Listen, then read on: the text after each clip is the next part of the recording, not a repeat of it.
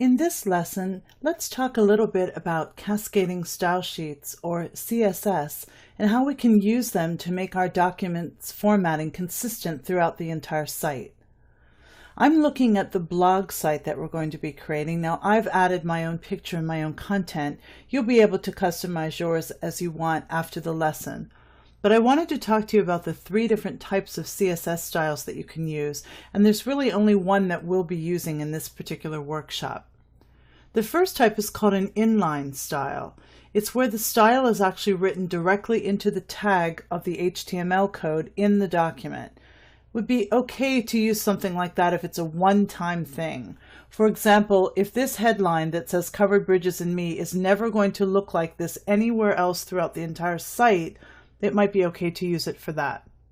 The second one is called an embedded style. That's where the styles are embedded in the head section of the document.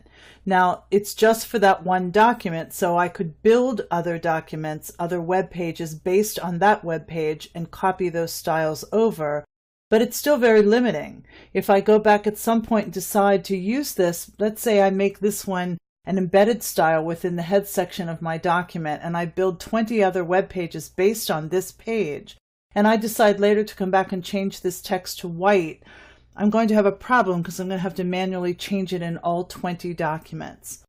So the third way of doing it is really the best way, and that's the one where we have an external style. So that is a separate file that contains all of the formatting, all of the different styles that we need, and we link it to each web page.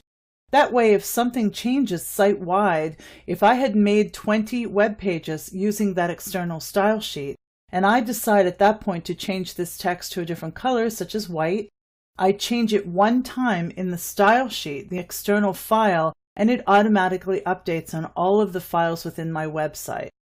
So those are the 3 different types of CSS styles, and most experts would tell you the only one that they would really use would be the external style sheet, because it is so easy to change the formatting site-wide simply by opening up that CSS external file and making the changes there. So we'll be using external style sheets in this workshop, but I just wanted to make sure you understand the importance of working with CSS styling so that you maintain consistent formatting throughout your website.